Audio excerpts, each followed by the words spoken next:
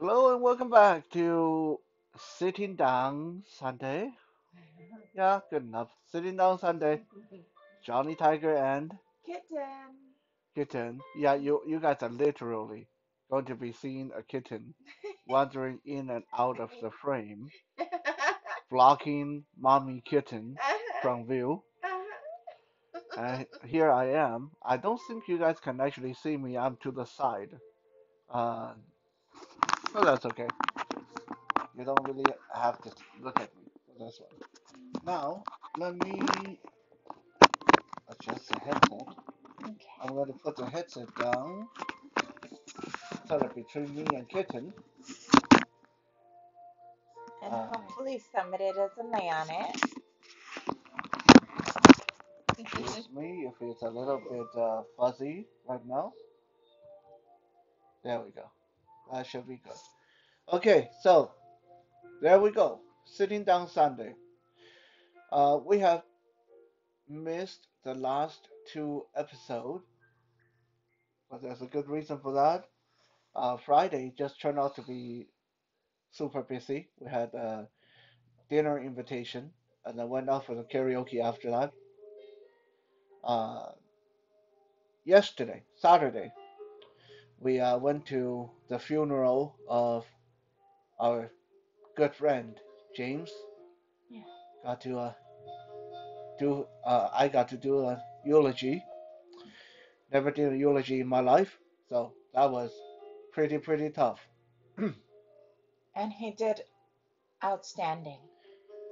Yes. Yeah, I managed to do it without blubbering like a little baby. Very dignified. Yeah. Drop of tear falling from my eyes, saying, "Well, that's okay." But it was hard, and then the funeral itself was very emotional. So needless to say, after that, I didn't really feel like doing a video yesterday. I was emotionally very tired. Actually, I've been emotionally very tired for the last week, 2 weeks, ever since James passed away. In case you guys have not picked it up, the energy level has been a little bit down. But the show must go on, and because next Sunday, uh, Kitten will be returning. Well, actually, next Saturday, Kitten will be returning to California. Yeah. So I kind of want to take this chance while she's still here to pick her brain on an important topic because in case you guys have not picked up on that, Kitten is a professional massage therapist, and Yeah. she's not just your everyday massage therapist. She's actually uh, like a master massage therapist. That means like as far as massage goes, she's like the Johnny Tiger of massage. She's like the equivalent of Johnny Tiger with martial arts.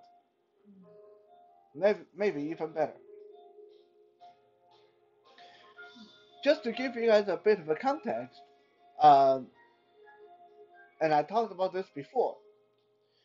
A couple of years ago, in the beginning of the COVID, I was starting to get some serious sciatica issue. I was starting to have sciatic pains like no one else's business. Like I'm not even joking about it. If I stood for half an hour, my whole pelvis region started to lock up. And it was so painful trying to bend over to get things or to squat down to get things.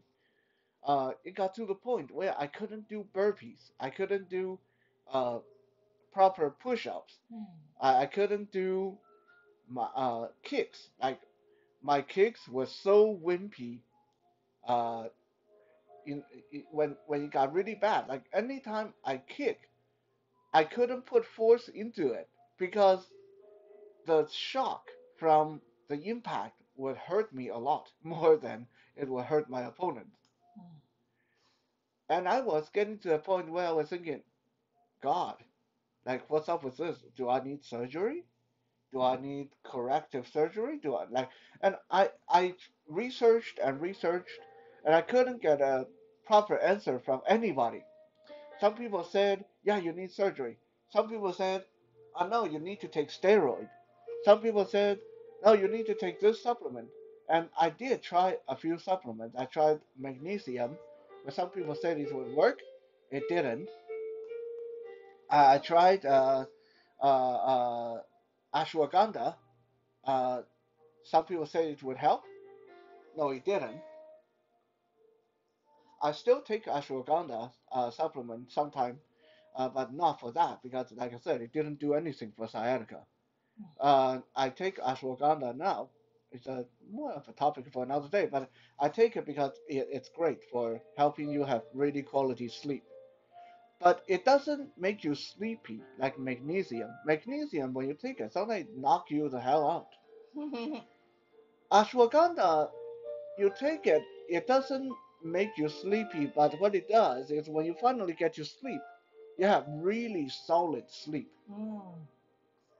Um, so I like that. Ashwagandha also have a little bit of a calming effect, not quite on the same level as marijuana, but it tend to make you a little bit more chill than uh, when you are not taking it. So that also is a good effect, and it doesn't since it doesn't tire me out. It's not like uh, some strands of marijuana where you take it and you can't perform anything. You don't do anything. You don't get that from ashwagandha. So anyway, like I said, that's more of a topic for another day. If you guys are interested, you can ask me about it, and we'll do an episode on that. Um, so I tried a lot of things. I was just this short of say the hell with this. I'm going to go get surgery. And then, as some of you remember, Kitten came and stayed with me for 5 months last year. And she basically put me through some really painful stretches, very painful. I whined a lot. Get her to show you guys the door frame stretches sometime. Uh, and she put me through a lot of stretches and massaged me almost every day. And it wasn't noticeable at first, but by the time she left, my sciatic problem went away. Like, if you guys look at the past episodes in the past half a year, you can see that I'm jumping around, kicking and punching and doing push-ups and all kind of stuff just fine. And so that's just my personal testament to how good she is at Thank what she you. does, and why I really wanted to have her talk a little bit about uh, for people who are untrained, what are some of the suggestions, do's and don'ts, and maybes and maybe not. When let's say you have a partner who say, "Hey, can you massage me? My neck is really stiff." Or can you massage my back? Or can you help me pop my shoulder? Uh, a lot of us have that, right? Like a lot of us have partners that might want a massage and we don't know what to do. A lot of us might have partners that want to massage us, and because they don't know what they're doing, and we are not professional either, so we can't really tell them. We're like, uh, the partner is like asking, "How's that feel?" Good, but it's not really doing shit. Like you don't want to tell them that, but because they don't know what they're doing. So they are kind of missing all the important spots. Like it's frustrating. It's like someone who's being nice and want to scratch your back for you, but they're always missing the spot where it's itchy, and you're squirming. You're left, left, no, no, no, no, up, up, no, too much, down a little, ow, ow, ow, too hard, too hard. And the whole thing is just turning to a kind of a not so nice experience. Okay. So I think it would be nice for us to get a little bit of a professional input on what are some of the things you should do, you shouldn't do, some of the things that you should avoid. And this exists in every profession, this kind of stuff. Sometimes people Mhm. ask me, what is the difference between a trained martial artist and someone who just fight a lot and but not trained?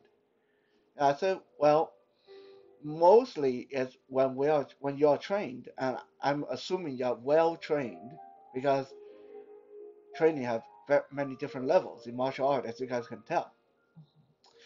But a well-trained martial artist not only know how to fight, but a well-trained martial artist know when to uh, put on the brake, when to how to have that control, how to have discipline.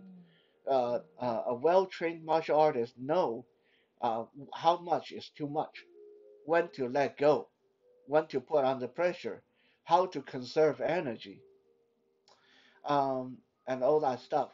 So if you have never done it, if you fight against someone who's untrained, you fight against someone who's well trained, immediately you will feel a very, very big difference. The untrained person might just be very big and strong and just throw a lot of punches and hurt you a lot. But you're still standing, you're still fighting, you're just hurt. A trained martial artist either is going to move very little, not hurting you, but you can't, for the life of you, you can't hurt them either, and you're just going to get tired, or you won't even see what's coming. Mm. Boom, it's over. That's it. So that's my long-winded way of bringing in the introduction. It's in massage, it's the same way. You get massaged by someone who's untrained, versus you get massaged by someone who's really, really, really well trained. There's a huge difference. Like one maybe just feel good, but actually not solving your problem. The other one might solve your problem without you even realizing it. So I'm going to shut up now, and a kitten can take over. So what are, like, to someone who's totally untrained, who want to be able to massage their partner sometime, what are some of the suggestions you have for them? Well, going through the training that I did, I would mention brush up on your anatomy, on your body parts. So buy a human skeleton. Well, you could do that, or you could just YouTube it, or do research on the body, find out the where bones are. Okay, that's the anatomy part of it. Another part that they teach in these massage schools is physiology. So find out how that body part moves comfortably, how it's supposed to work. That'll give you some good foundation, should I say, good foundation. If you get an understanding of that, and then take it from there.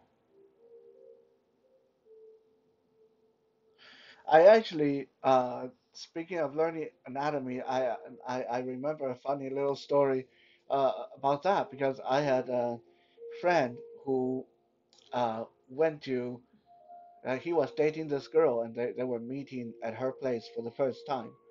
And he said he showed up at her place and he knew that she was studying to become a massage therapist, but he didn't know much about that. He like, oh, that's cool, and showed up at her place, and she let him in to the living room, and he looked over. There's like a complete human skeleton laying on her couch. Mhm. And Mhm. he was totally freaked out. Like he said, after that, he just couldn't help it. He said that was such a mood killer. He's like some kind of serial killer or something. Yeah. Like when you saw your previous boyfriend. Yeah. But obviously, it was one of those medical models that she had just for study. But Mhm. if you guys want to buy a skeleton, don't just leave it about laying about the house. It's creepy, Could right? be a little alarming, yeah, Yeah, because it's a little bit wrong. Yeah, yeah, dead body is a lot better. no. Um, so one of the things that I always wonder about is uh, how hard should you massage somebody? Because some people, like some of us martial artists, really well conditioned, that if you are waiting for us to say it hurts, well, sometimes it doesn't hurt. Sometimes some people are too prideful. They're like, it hurts. They don't want to say it because it's a girl massaging them. So, is there a way to actually gauge? Are you going too hard on them, or are you going to injure them? A lot of the time, uh, the body that you're working on will actually let you know that it has natural reflexes because the body gets a little nervous when it moves in a way that it's not used to or not comfortable with. So it'll tighten up. And so when a person who's giving the massage feels it tighten up, then usually that's a good time to say, how are you feeling? Or is this uncomfortable? Or what are you feeling? What about if the person is like very ticklish? Like I remember myself, I went through a period of time where I don't know what was going on, but I couldn't stand someone touching the back of my neck. I couldn't get a haircut properly. Like as soon as they went near the back of my neck with a uh, razor or whatever, I started squirming like crazy. Yeah. So what if you run into something like you have someone like that? Like how do you massage them? Um, Most of the time, massage therapists have a sheet, a top sheet to put on top of your body. Uh, if somebody is ticklish to touch, like sensitive to touch, personally, I would just keep the sheet on top of their skin and massage on top of their body by gripping the skin, holding it, and leaning forward to create pressure. That would probably take away from the touching feeling of the sensitive issue. Actually, a lot of the times I have a lot of people very ticklish with their feet. So I mentioned just keep your socks on. And when I get to their feet, um, I probably do more shiatsu,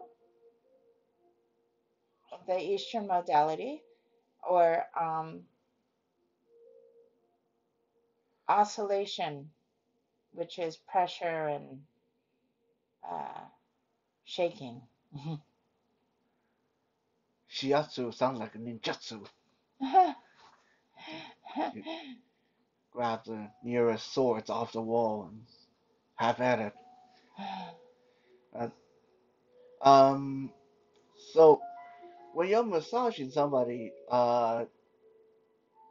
what's the difference between using lotions, oil, or nothing at all? Like, Mm. like a lot of people, I know that when especially non-professional people, they sometimes get a little bit lazy about the lotion or oil, or they just simply they Mhm. don't keep it by their bedside, and Mhm. they say, well, I'm just going to do it dry. Mhm. So, Mhm. Does that make a difference? It does. It definitely makes a difference, and that is a very good question to ask. There are some people that have very sensitive skin, so massaging them dry, even if it's not rubbing massage, but more pressure massage, or with shiatsu and Thai, there's more stretches and compression involved. That, remember, our body is covered with skin, and the skin can be sensitive to touch. It can bruise easily, or you get like a rub burn sensation if it's too dry. So, um, one thing I will say about using lotion is if the person that is laying down getting the massage, if their body temperature inside is more warm, personally, I will ask them if it's okay for me to use lotion because lotion is more cool. It cools down the body temperature. Um, and it still provides glide depending on how thin or thick the lotion is. Personally, I love Eucerin lotion because you still get the glide, but it still leaves some traction, some stretch is available with that. Now, if a person has more dry skin, I'll go with oil. But one thing to remember about oil is you rub oil up, it gets more warm. So that's why if you've ever put baby oil on your hands or on your legs and then you keep rubbing it in because, wow, it's so slippery. And then you notice, man, my leg is getting warm. It's because oil attracts heat, which is why it's easier to use oil when you're using hot stones Mm. because you can still use the glide. You can use the oil for the glide, and the oil acts as a shock absorber for the heat. That's why hot stones, I don't know if a lot of people know this, but hot stones can be anywhere from 80 degrees to 120 degrees. They're sitting Mm. in a hot stone warmer, or even you can even just use a hot pot and make it 105 to 120 degrees. Sit the stones in there. They don't even have to stay in there that long because stones retain heat, which is another reason why people use stones. They retain the heat and they won't break as easily. Now, over time, yes, they will, but um, as easily. Why don't I just grab the clove, the iron for the cloves, Oh, and then you no, can use that? because that's too hot. Oh, okay, okay. Well, I didn't realize there's such a thing as too hot. Anyway, um, Too much focus heat. yeah. Yeah. So, is there a difference between using baby oil, coconut oil, what kind of like, why people how come people don't just like get the cheapest thing like, KY jelly or something like that? Believe it or not, there are people that do massage with KY jelly. There are people that what is the oil? Vegetable oil. Or Vaseline? I've known people that use vegetable oil to give massage. Um, You can cook the person afterwards, deep fried. it just leaves a noticeable scent. Uh, That's why personally I don't use those. Um,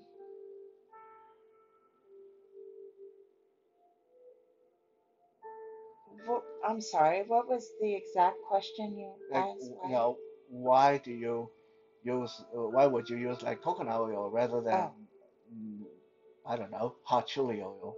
Mm, okay. Um, I can address the coconut oil because I love to use coconut oil. Number one, it's thick enough that it can spread over a good area, and I don't need to use a lot of it. And it stays for thick for a good amount of time. Number two, using something like vegetable oil or KY or another type of oil. There's another thing you have to take into consideration, and that would be smell. Um, when people get massage, their senses are relaxed, which means they can pay more attention to it, which means their sense of smell is going to be a bit more sensitive. So if you massage their body with vegetable oil and they get up off the table, they feel great, but all of a sudden they start, what is that? Oh Oh, my you smell gosh. like butter. Yes, yes. And then they start noticing, oh, I'm attracting flies. Oh man, the mosquitoes are Oh no. biting me. Yeah. So that can make it to where the massage is not enjoyable. It leaves a bad impression, and it got some bites to go along with it. So there's a lot of small little things, details to take into consideration as opposed to what you use. Uh, a good rule of thumb, if I use this jelly or oil to massage this person laying on the table, how easy is it to remove it? Or is it going to leave a smell? Or is it going to leave a sticky feeling? That's a good thing to take into consideration. But you always want something that has glide. It provides a nice glide on the skin. Unless somebody's going for deep tissue, then you want something that will spread, but it'll still create some traction, some pull on the skin so that you can get deep, affect the tissues that are deep. Speaking of deep tissue, Yes. like if like for someone like me who's not trained, and let's say someone asks me for a massage and they say, oh, I'm really tight. Can you do it harder or deeper? Uh, what are the what tip can you give to the person doing the massage? Like, how deep is too deep? How hard is too hard? Like how to apply the direct kind of pressure. Because I remember one massage therapist told me once, and this was a Chinese person, so I need to translate what she said. Would be she said something about use soft force and not hard force.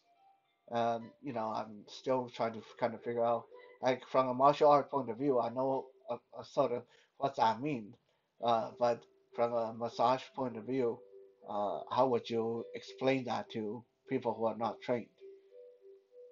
Okay. Can I have your hand? Is it going to hurt? No, It's it going to is not. hurt. Here. Okay. Ah! Lean forward a little bit. Okay. Here's the difference between hard force and soft force. Okay. We're gonna soft force, soft force. Okay. That is actually loosening your elbow and getting your shoulder to move. Okay. That's soft force. Okay. Uh-huh. Hard force would be more of me doing the moving.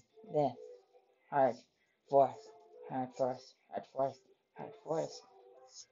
And even the one that you don't really want to do is force. Like, let's say that you had an injury in your hand, first off, you're probably going to keep pulling your hand away from me Right. whenever I squeeze it or hold it in a way that's uncomfortable. Right. At that point, hopefully, the massage therapist says, have you had an injury or how is this uncomfortable? There's a level of communication that should be going on. But if it doesn't go on, then you, as the person getting the massage, have every right to speak up and say, "Hey, you know what? I injured that a while ago and it didn't heal quite right. Could you kind of go easy or even just not touch that area?" I would appreciate that. But that's a story about that. Because back in 2015, Okay. I went back to Taiwan to film the Johnny Tiger documentary with Ian and Darren, my two directors, my two good friends. And those two, I'm sorry guys, rat bastards, thought it would be a good idea just have a scene where my dad and I go get foot massage. I hated foot massage, Oh. but I went anyway because anything for the sake of the movie. Mm-hmm. My dad was sitting in the chair next to me, and he said to the massage, the owner of the parlor, "This is my son. He's a big boy. He does martial art. Get him the strongest massage specialist you have. He's very tough." So for the next hour and a half, I was sitting beside my dad while he was enjoying his foot massage, and my massage therapist was this really well-built person who grabbed my foot and was basically going crazy with her fingertip and all the tender area and all the pressure point, and then she used her knuckle, like beat the crap out of the bottom of my feet, Mm. and then use her knuckle and knock on my shin and ankle, and every few minutes she was like, "Feel good?" And I was like, "Mm." My dad sitting right next to me. I didn't want to say this is hurting me. My dad would call me a pussy. So I just like gritted my teeth, and but she knew it was hurting, but she didn't even light up. Like I think it's almost like she wanted me to admit it hurt. So next day I could barely walk. It was not a good experience. So just a heads up. Sometimes you really need to just put down your pride and speak up because some professionals can be a bit of an Mm. ass about it. Um, As a massage professional, I have an opinion of those people are not professionals. That person may have been a massage therapist, but professional, in my opinion, that's not professional. That was somebody ego driven, and she wanted to see the reaction. and it's the same within the martial art world. You Hmm. have some people who are really humble. They know that hey, we are sparring. We are not meant to hurt each other. And then you have some a-hole who come to sparring. Their only goal is to try to hurt you. They don't even care if they win. They just want to hurt you. Right. So yeah, I guess in every profession you run into something like that. But speaking of injuries, what are some of the stuff that people should like maybe not do, maybe stay away from if they're untrained? Like I remember one time uh, I was like 25 and I was dragon boating and I was really sore, really tired. So when we got back to the hotel room, I laid on the floor and I said, "Oh, I would like it if someone can like step on my back like those uh, those massage therapists do. I would feel so good." And our friend Maggie, like back then Maggie weighed like 200 pounds. Maggie came up to me and just stepped on my back, and I literally felt my rib cage just like bending. I felt like my lunch was going to come up. I'm like, oh, okay, thank you, Maggie, thank you. Like, ow. So I'm guessing if you're not trained, you might want to avoid things like that, right? Yeah, which is another reason why the first thing I mentioned uh, for somebody to get familiar with the body and where the bones are, where the vital organs are. Yes. What are some of the other stuff that uh, maybe people shouldn't copy at home if they see it done on TV or like them see maybe they have experienced massage therapists doing it on them. That maybe it's like one of those things that you want to hashtag. Don't try this at home.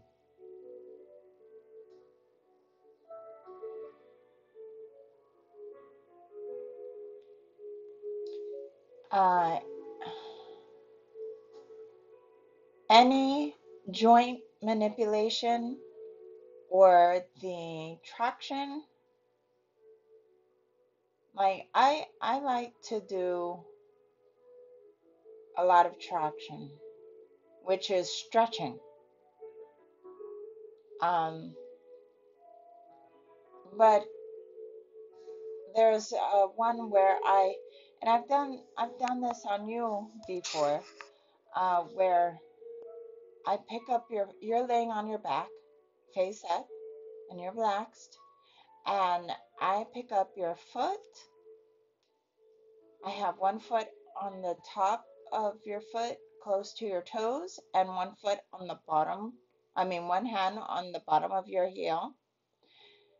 And I am actually in a squat as it actually look like I'm taking a seat down.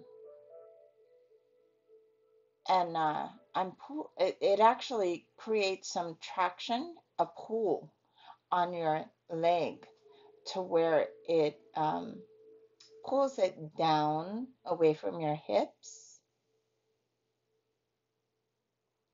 There's a lot of moves like that that I would mention. Leave that to the people that were trained. And probably stay away from using your knees and elbows. Oh, yes, yes, because we know what bruises look like. Well, those of us, those who can see, we know what bruises look like. Bruises are blood vessels that were broken.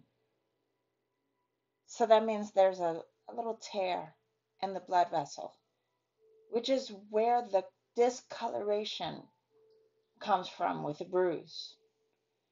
Well, when you're massaging, you're increasing blood flow. So that bruise is now going to get bigger because you increase the blood flow, but it's got nowhere to go but right there, and it's going to get big. So that's another reason to stay away from things that you're not so sure of, and you may have just seen how it works. You don't really know how it works.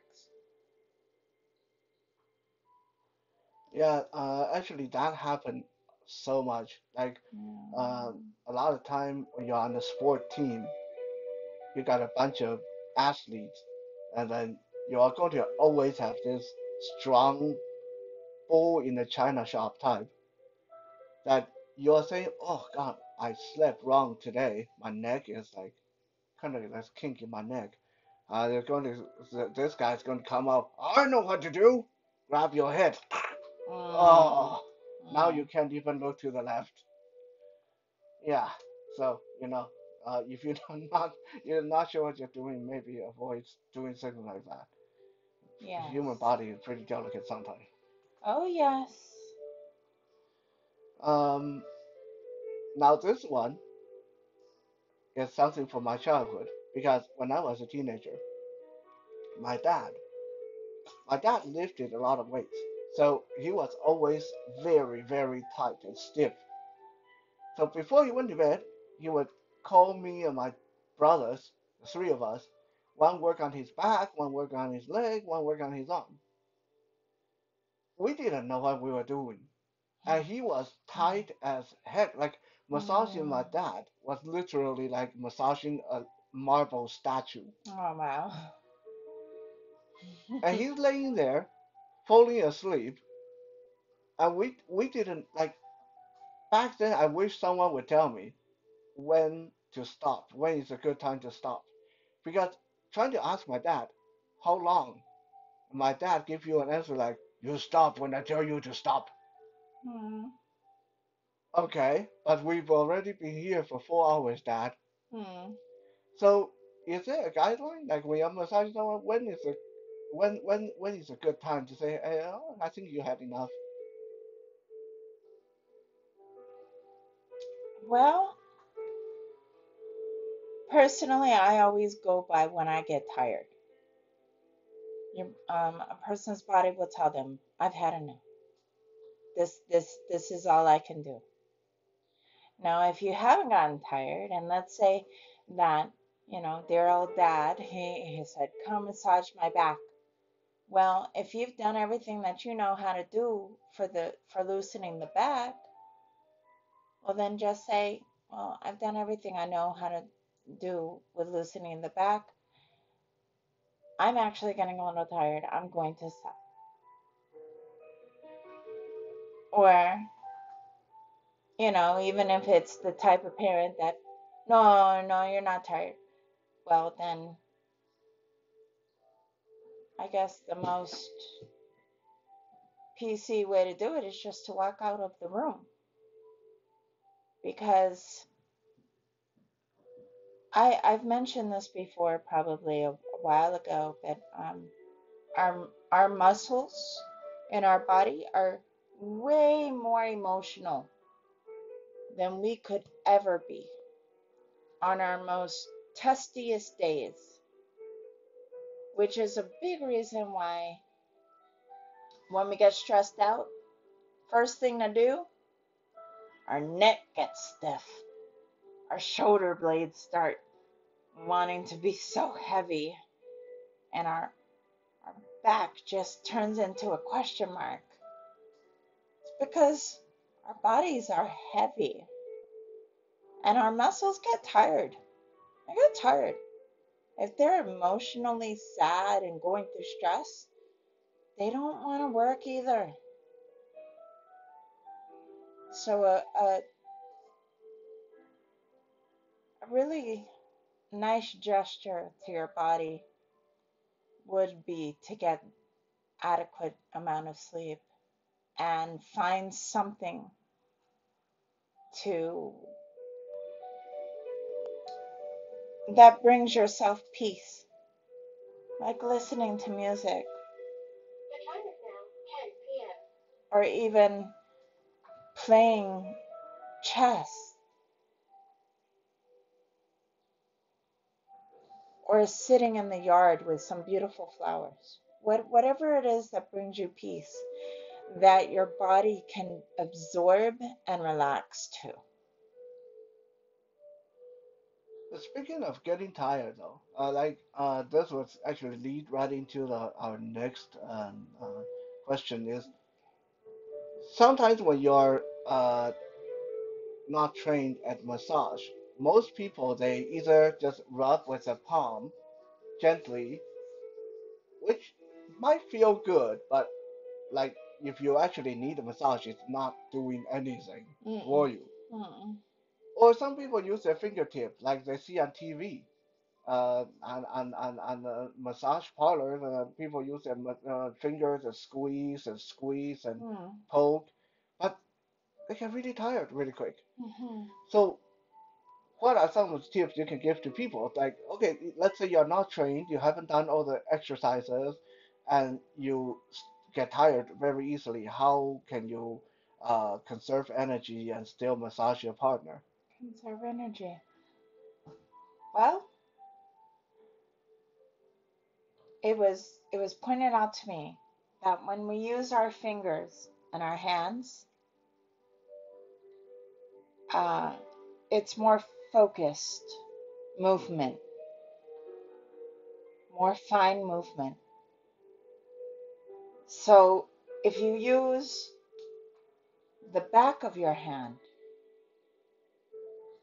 uh, like, um, what is this part of your hand called? Right here.